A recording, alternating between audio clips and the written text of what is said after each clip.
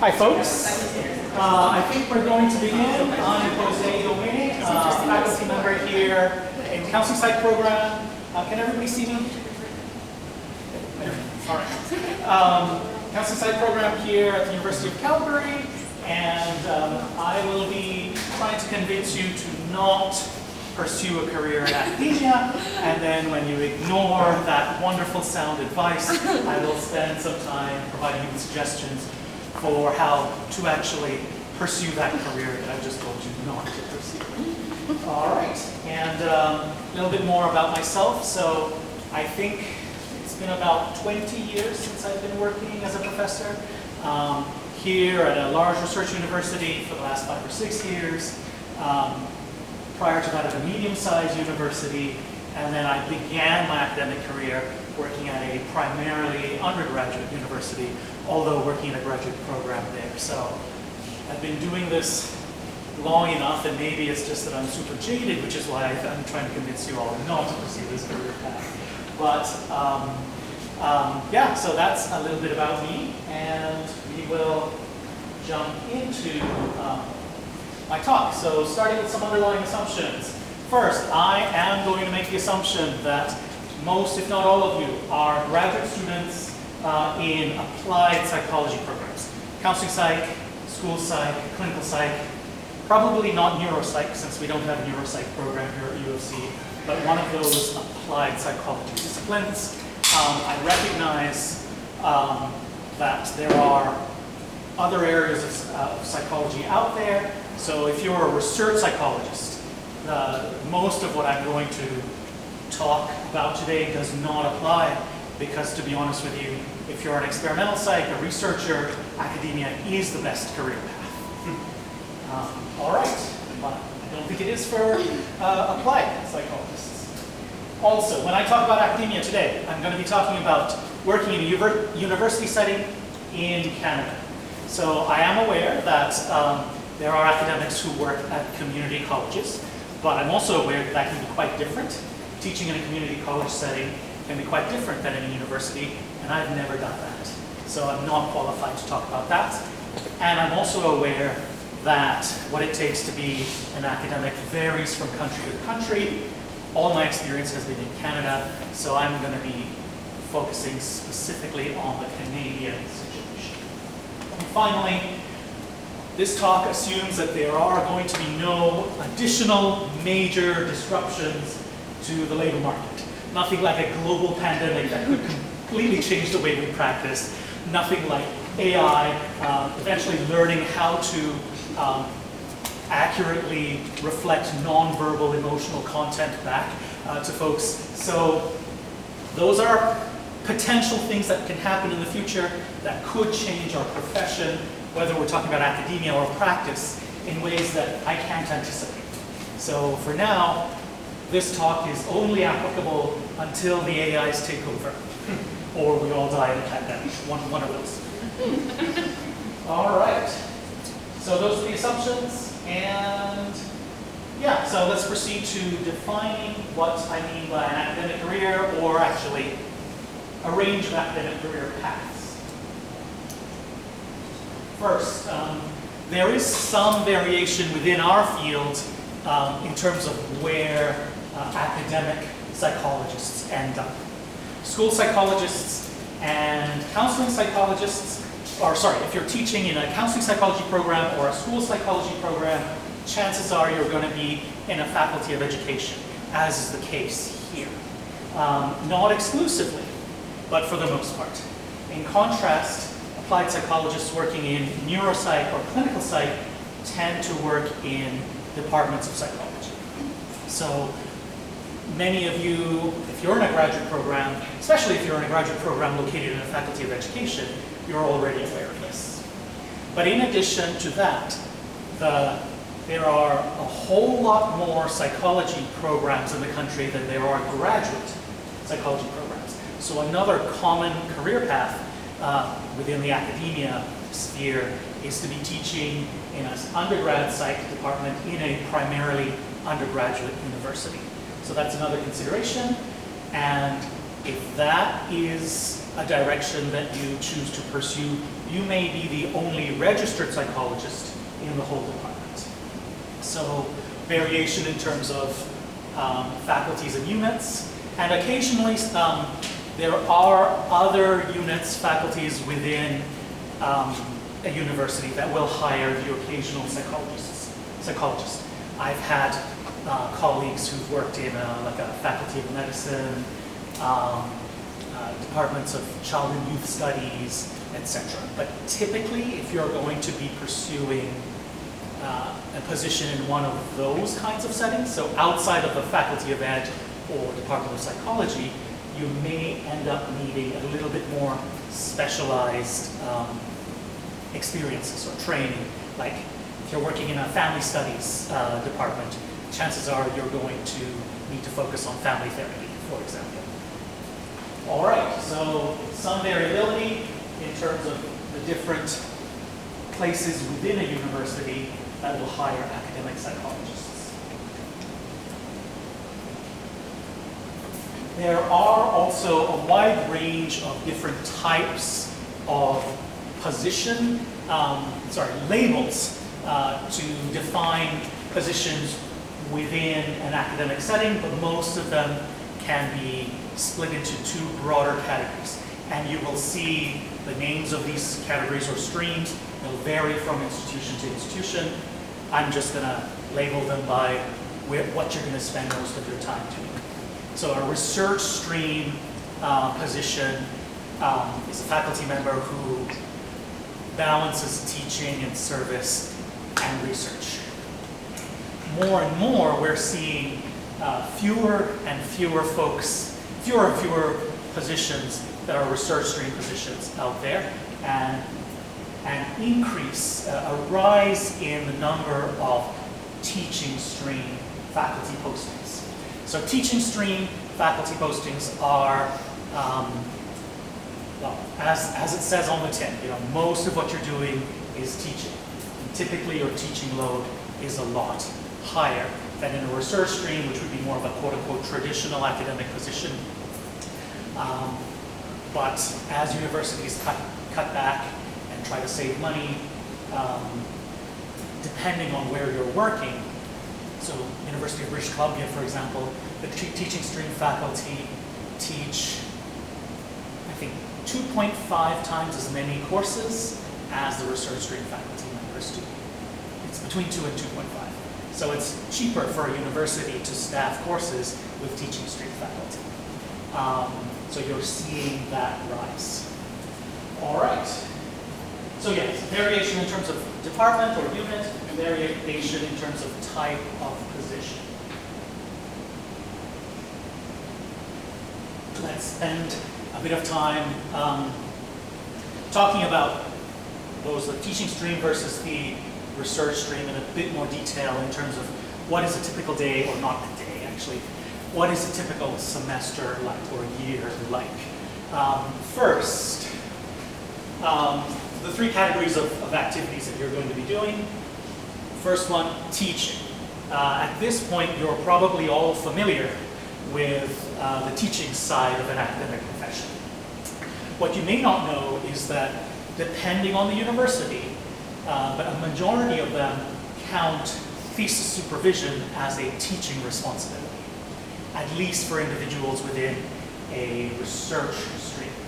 If you're in a teaching stream, you sadly won't be able to count thesis supervision, research supervision as part of your required duties at all. It's just an extracurricular activity. But anyway, so teaching, for folks in the research stream, typically it will be somewhere between 1/3 and 40% of your work duties. By the way, this is in theory. In practice, service can often be way more than 20 to 33%.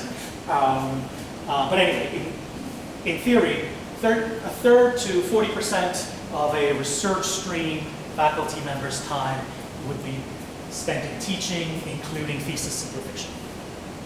And for folks in the teaching stream, it's more like 2/3 or even 80% of their work time would be spent in teaching and teaching-related activities. So when I say teaching, I do mean everything involved in the teaching, not just the 3 hours of classroom time per week per course. Right? So there's the prep, there's the marking, everything involved in teaching.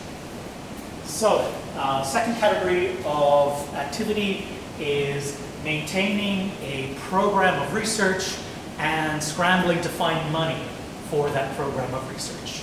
So, for folks in a research stream, this might be a third of your time or up to 40% of your time. If you're in a larger research-intensive university, it'll probably be, well, it's supposed to be 40% of your time. In my experience, you're lucky if you get like 10, 20% of your time being able to be spent in research. But anyway, in theory, the larger research universities will require you to spend more time doing research and pursuing a program of research. The primarily undergrad universities, it might be a third of your time, maybe even less than that. Oh, and I should mention, I have not included it in the slide, but although thesis supervision is usually counted as teaching, supervising RAs, research assistants, is actually a research activity. And then service. So the third category, which in my experience is way more than 20 to 33%, but it's supposed to be a small part of your work. This would be service roles within the university, sitting on committees, chairing meetings, various administrative roles, and service roles outside of the university, which for many faculty members teaching in applied psychology programs, this would include the practice, the private practice that they may run on the side. That would be credited towards your workload. Well, first, some places may not credit that towards your workload at all, and you're just doing it on the side.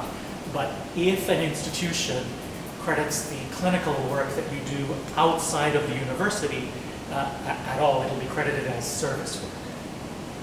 Of course, if you're teaching clinical courses, practicum courses, or providing supervision within the university context, that might be part of your teaching load. All right, but either way, the idea being there are these three categories. In a teaching stream, most of the time is spent in teaching. Any research that you do, you're doing totally on the side. It is not a part of your required duties, but many academics, even teaching stream academics, like to do at least some applied research. It is just something you're doing on the side. It doesn't even count as service. Finally, the service for teaching stream is approximately the same as research stream, which is ultimately way too much. But anyway, in theory, 20 to 33%. Before I move on, is that making this breakdown making any sense? Yeah? Okay. All right, so I did talk earlier about the difference between, say, a primarily undergraduate institution versus a larger institution, and how you will have psychologists working in both.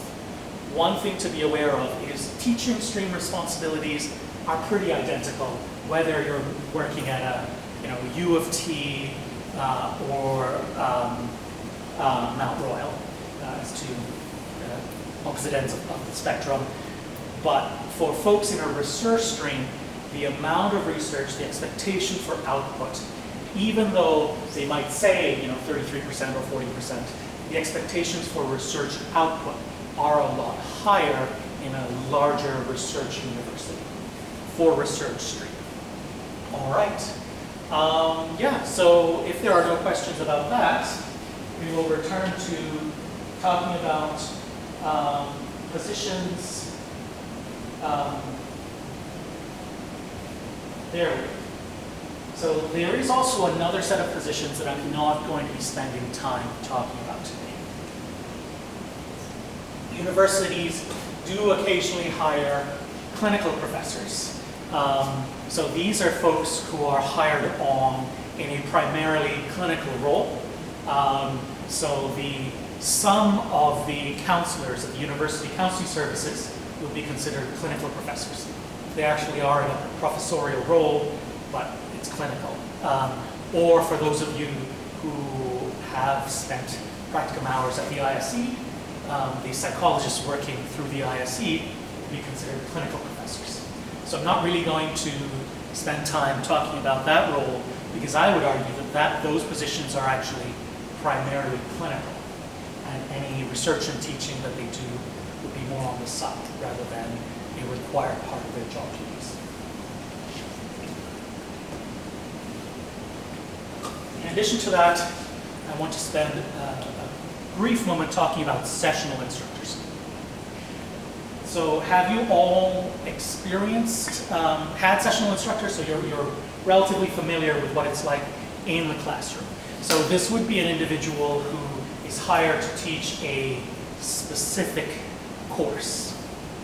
Being a sessional instructor works great on the side of another career, in our case, on the side of a full-time career in practice. Being a sessional instructor as a step towards an academic career is usually, I would recommend against it. Often sessional instructors so the reality is that academics are not paid that great relative to folks who have a successful practice. Obviously, if you're in practice and you're not successful, that's a whole other discussion. But relative to regular academics, sessional instructors make terrible money. So it makes sense that if you're already full-time in practice and you're interested in doing some teaching, becoming a sessional instructor. But trying to cobble together a bunch of sessional instruction positions in the hope of becoming an academic is not sustainable. So I don't think I'm going to spend much more time talking about sessional instructor, but I see that more as something that you should be doing on the side of a different career path. So I'm not going to spend a lot of time talking about it. Yes? I have a question. Have you ever seen a sessional instructor with just a master's degree, or is it always with a PhD? It depends on the program. So if you're in a CPA accredited program and in a doctoral program, they're going to require that their sessionals have a PhD. But if you're, instructors in an undergraduate psych department, for example, especially if they're registered psychologists, if they're there teaching the one clinical course, the clinical skills course, yes, I have seen master's level. And occasionally I have seen folks who are all but dissertation, so ABD status, which is a jargon for PhD students who have finished everything except for their dissertation. I have seen folks teach sessionally, and in fact, back in the day, last century, when I was finishing my PhD, I actually got hired into a faculty position about 6 to 8 months before I finished my dissertation. So it wasn't a sessional, it was a regular research stream position, and I technically didn't have my PhD yet. I had like 90% of it, but I didn't have it yet. You're welcome. And I do want to spend a moment talking about postdocs. I'm not, postdocs are temporary limited term positions that are after your doctorate. And they're designed to help folks transition. Well, most postdocs are academic postdocs or research postdocs. So they are designed to help folks transition from being a student into an academic faculty position. I have seen some folks, or some places, hire clinical postdocs as well. University counseling centers, I've seen that as well, but I'm even less familiar with that than doing what I consider a regular or an academic postdoc. So postdoc is a limited term appointment. The advantage of it is that typically the teaching requirements that postdocs have are a lot less than regular faculty. So it's a chance for folks to jumpstart their program of research before being burdened by annoying students, basically. Before taking on all the service responsibilities and teaching responsibilities of a regular faculty position. So it's a transition into an academic career, but since it's limited term, I'm not going to be spending much time talking about that, except that I do think that as a pathway to an academic position, pretty much everything that I'm talking about today does apply to a research postdoc. Okay. Yeah, so those are some positions that are adjacent to the academic careers that I'm going to be talking about, or that I have been talking about. Whoa, how long have I been talking? I'm halfway done my time. I better get move on. Okay, so the reason why you came here, why you should not pursue a career in academia. First, limited future opportunities. So I'm not saying that, well, anything short of a AI takeover, I'm not saying that academic positions will disappear. But what I am saying is that relative to back when I started my career in academia in the 90s, there are fewer positions there are fewer research stream tenure track positions now than there were before. There's an increase in teaching stream. Back when I started, teaching stream as a tenure track ongoing position didn't exist. You were either a regular faculty member or you were a session. But now more and more teaching faculty exist, which means fewer research stream faculty. There's far more reliance on sessional instructors than there were back 2 decades ago. And universities are almost always in cutback mode. So when regular faculty or research stream faculty positions, faculty members leave for retirement or whatever else may be the case, universities are more likely to consider replacing a research stream faculty position with a teaching stream or just sessional instructing. So there are, compared to how things were in the past, there are limited opportunities.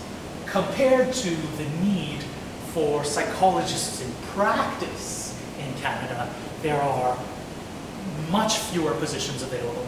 And this is particularly true. It's not as bad if you're in clinical psych. But if you're in counseling psych, school psych, or neuropsych, there's a handful of counseling psych, school psych, and neuropsych programs in the country, right? And so each of them are graduating, say, approximately 6 students per year, but they might hire once every 4 or 5 years. If you do the math on that, there are not that many positions. There are a lot more clinical psych programs in Canada, and so there might be more opportunities there. But yeah, ultimately in Canada, unless you're in clinical psych, and even in clinical psych, because everything else I was talking about earlier still applies to clinical psych faculty members, physicians.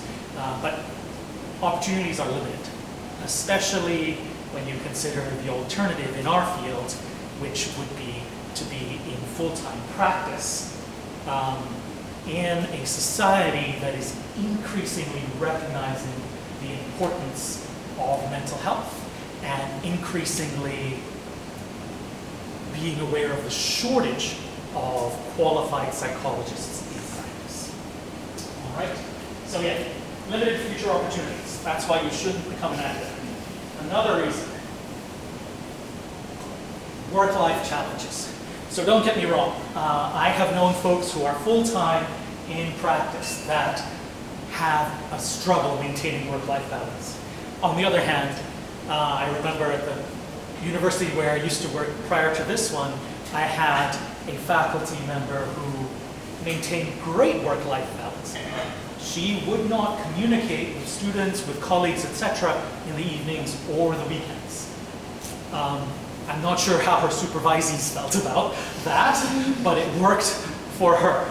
But on average,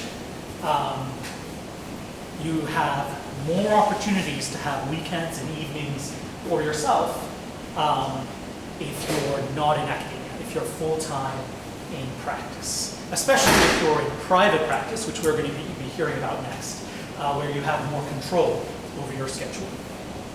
So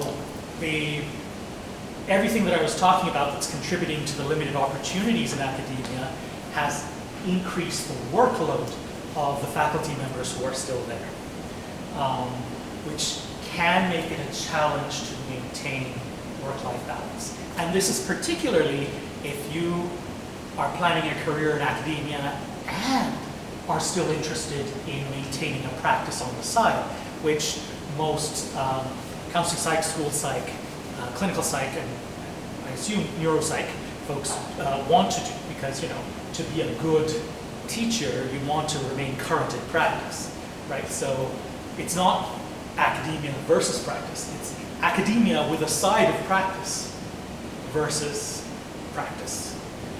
So work-life balance is a consideration. And the reality is, for many, not all, but for many of the duties of an academic, folks who are outside of full-time academia can engage in that to some degree. So again, when I say outside of academia, I'm referring to folks who are primarily in practice. So I talked about the downsides of reliance of sessional instructors for folks who are in academia. Well, the folks who benefit from the fact that there's a lot more postings for sessional instructors are full-time practitioners who want to do just a little bit of teaching. I'm interested in working with students, or I want to contribute back to the next generation. I could be in a full-time academic position, or I could do one course a year, 2 courses a year on the side of my practice. So, so there is definitely, if that is what attracts you to academia, consider academia teaching on the side of practice. Similarly, there is possibility to engage in some forms of research, not the large externally funded research programs that you might be able to do in a full-time academic role, but applied research, evaluation research, and some government-funded research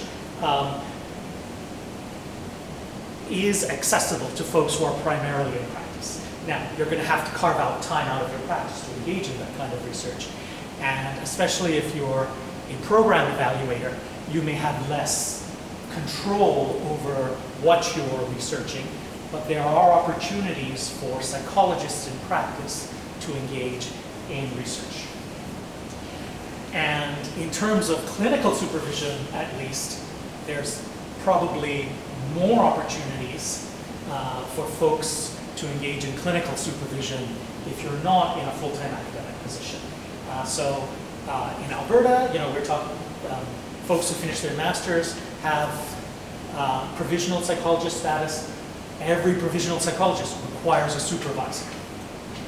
So if you're interested in clinical supervision, there are opportunities. Oh, and also, many of you have already or will, as part of your graduate degree, do practicum placements in the community where you're being supervised not by academics, by practitioners.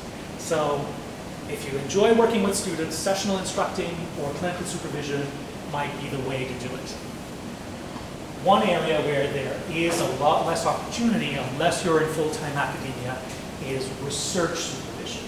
So if your passion is mentoring the next generation, not of practitioners, of researchers, And if your passion is advancing knowledge in the field, then it can be a lot more difficult to achieve those goals outside of academia. All right. So, first of all, how are we doing for time? When does my session finish? We still have a half hour. Oh, okay. Like 20 Well, minutes. I do also want to leave the last 15 minutes for conversation, but yeah, so I think we do have some time for if there are any questions around why, these are the reasons why I think you should not pursue academia.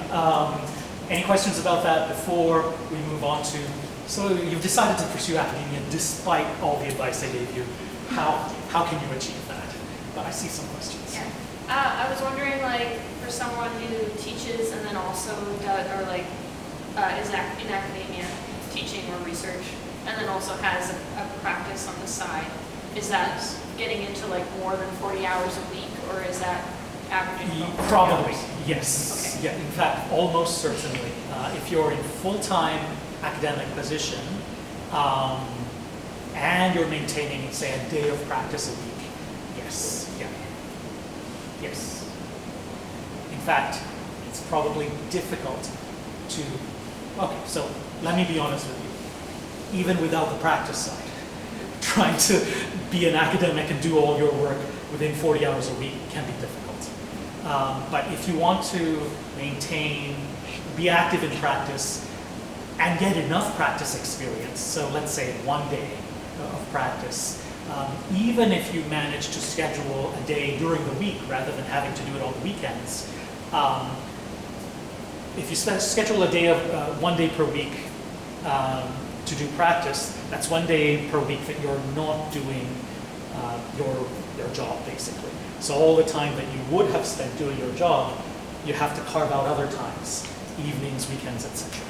So yes, if you're looking at a 40-hour work week, definitely, even if you're not looking at practice, academia is unlikely.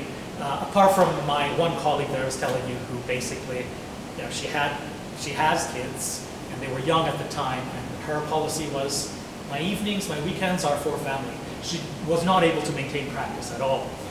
And she did carve out evenings and weekends for family, but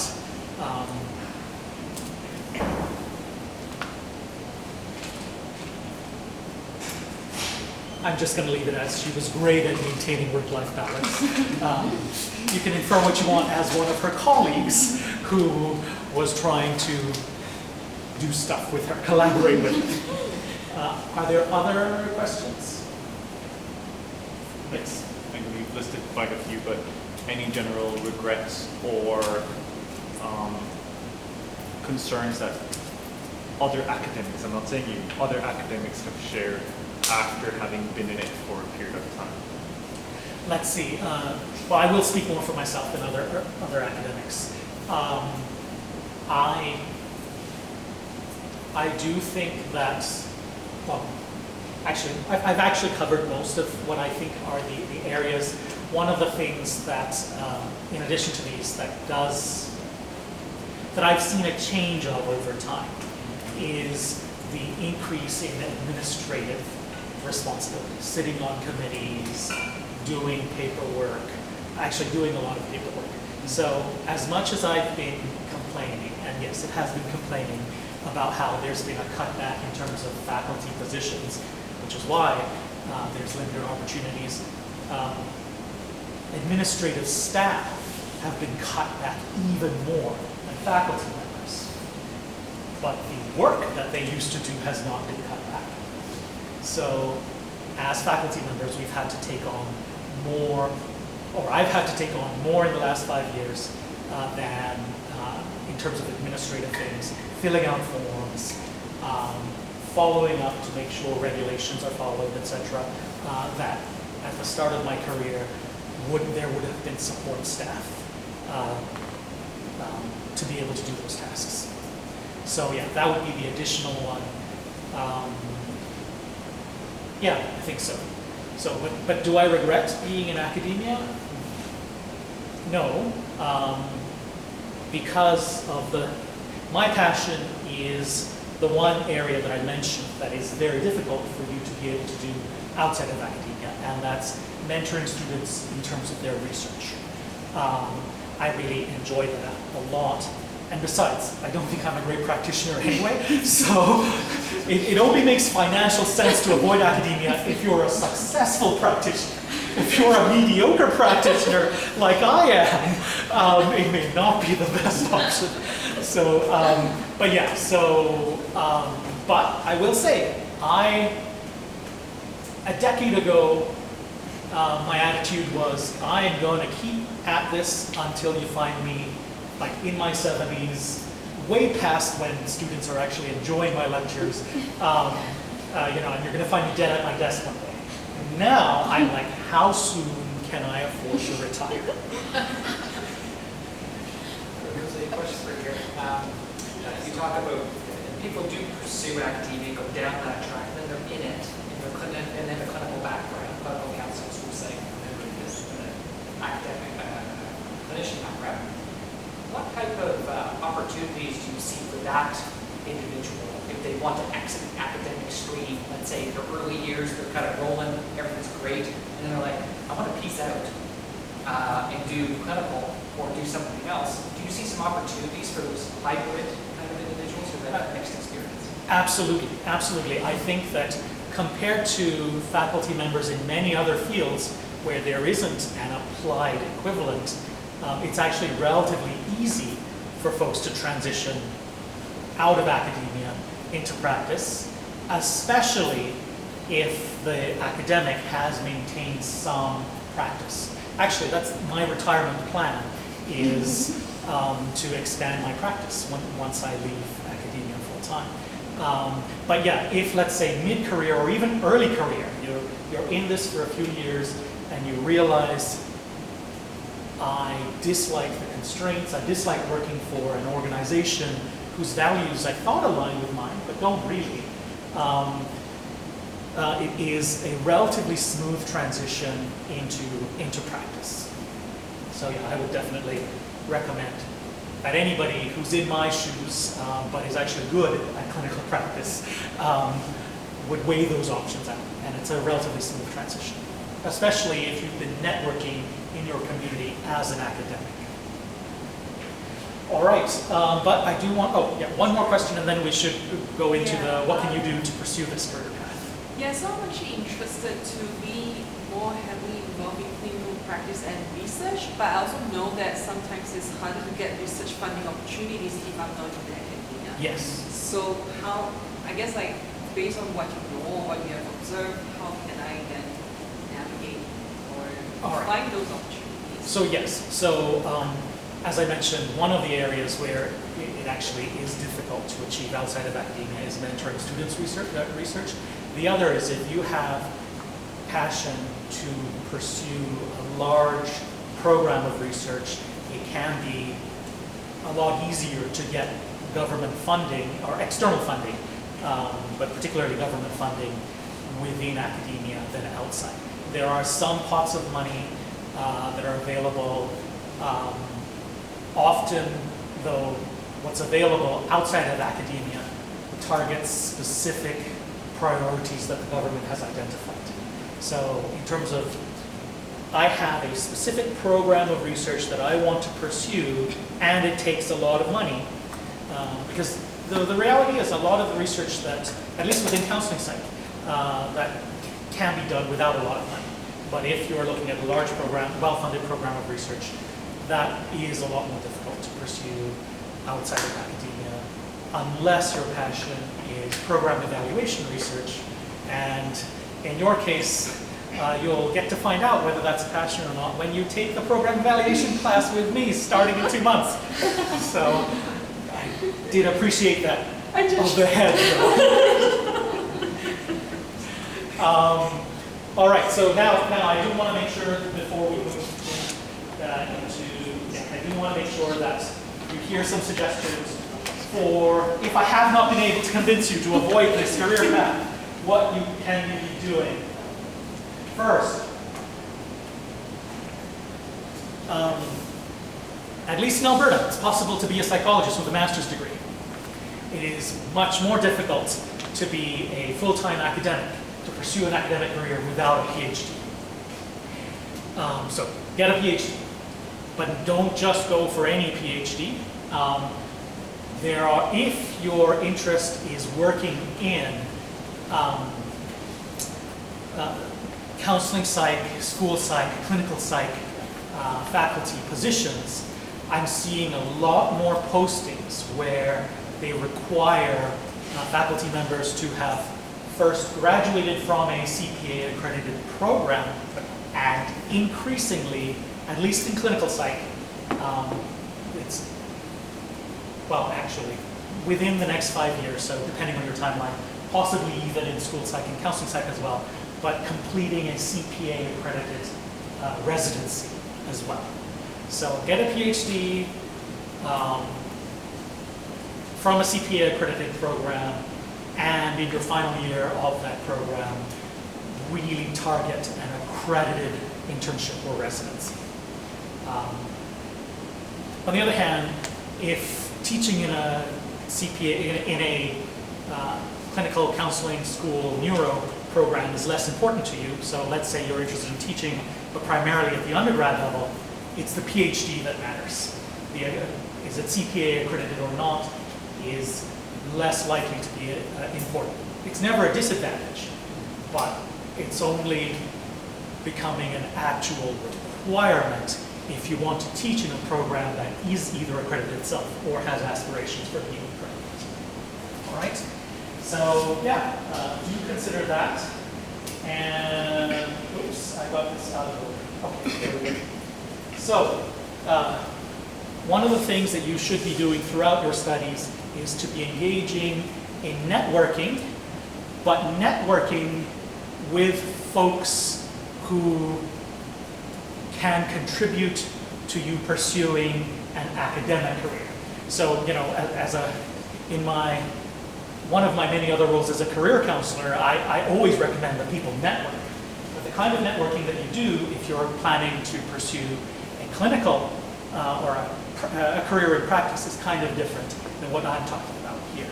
What I'm talking about here is getting to know, and especially if you're in school psych or counseling psych or neuropsych, where there's only a handful of each of those types of programs in Canada, there are opportunities for you to get to know potential future employers and colleagues. That's the kind of networking that I'm talking about. Going to CPA conferences in particular, or potentially regional conferences as well, but primarily academic conferences where you're likely to meet folks who are working in these programs that you'll be targeting in your future career path. And if you have opportunities to take on voluntary service roles, you're graduate students, I assume you don't have any spare time. But if you had spare time, you may want to consider service roles outside of the university in national level organizations such as CPA or provincial organizations, CAP, PAA, etc., where your volunteering as a student rep will allow you to meet folks from other institutions, again, institutions that you may be hoping will hire you in the future. So attend conferences, don't just attend conferences. When you're at conferences, I should have made this clearer, go up to folks whose areas of research align with yours, but also who are already working in the places that you're thinking about that you would like to work in. Have conversations with them. If you do that over several different conferences, or you might even spark up a correspondence with them, email correspondence, especially if your research interests align with theirs, you're already building connections with folks so that they'll remember you when it comes time to hire somebody like you. All right? So yeah, engage in networking throughout your studies. And finally, don't say yes to every opportunity that you're offered to do extracurricular activities. tailor the activities you choose to engage in to first academia in general, but then also within academia, tailor your activities to the stream that you are most interested in, because it is not identical. Yes, it's true that most faculty postings want people with a ton of teaching and research experience, but it's also true that different postings and positions place different priorities. All right, so what do I mean? Well, if you're thinking about a career in a research stream, as a research stream academic, or in a large research-oriented institution, you will want to prioritize establishing your own program of research in your PhD. In your master's, it's more about getting research experience, getting a variety of RA-ships, and presenting at conferences. In your doctorate, it's about starting to differentiate yourself from your supervisor's research, starting to carve out a niche for yourself, and ideally starting to publish. That is where you should